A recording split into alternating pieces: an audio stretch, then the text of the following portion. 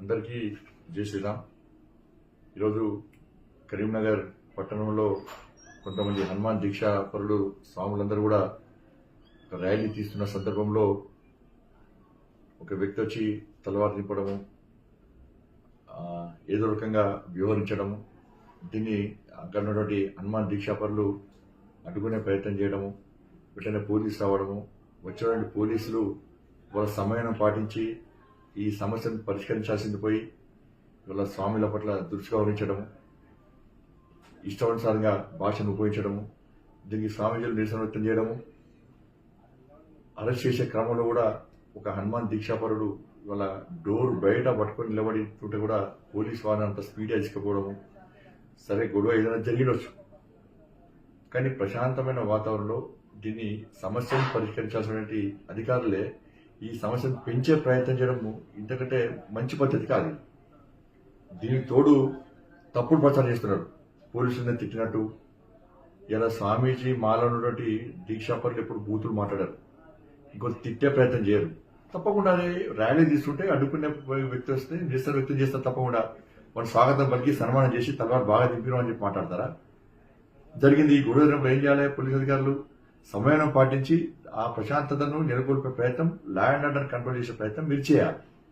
దీన్ని కాకుండా దీన్ని ఇంకా రెచ్చగొట్టి మీరు జిద్దుగా పోయి స్వామీజీలకు పోయి అరెస్ట్ చేసి అరాచకం చేస్తా అంటే ఇది మంచి పద్ధతి కాదు.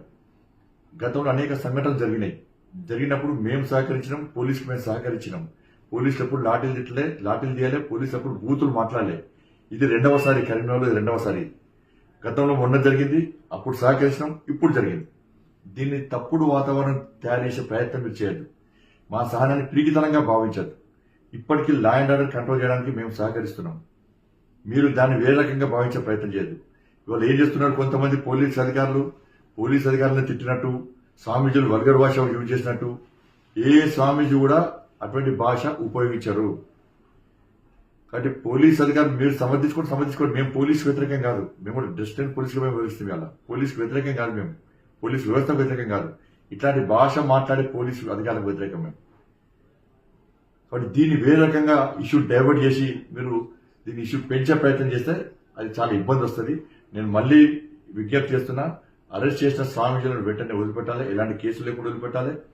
లేకుంటే సరే, మీరు లా అండ్ ఆర్డర్ మీరే అదే మీ కరెక్ట్ అనుకుంటే లా అండ్ ఆర్డర్ను మేము కూడా కాపాడుకుంటాం, లీగల్గా మేము కూడా కొట్లాడతాం. దానికి అధికారుల బాధ్యత వహించాల్సి వస్తుంది. ఇప్పుడు వెంటనే విడుదల చేయండి. ఇది మంచి పద్ధతి కాదు. ప్రశాంతమైన వాతావరణాన్ని నెలకొల్పాలి. కింది స్థాయి అధికారులు చెప్పిన విషయాన్ని ఉన్నత స్థాయి అధికారులు దయచేసి మీరు వాస్తవాలు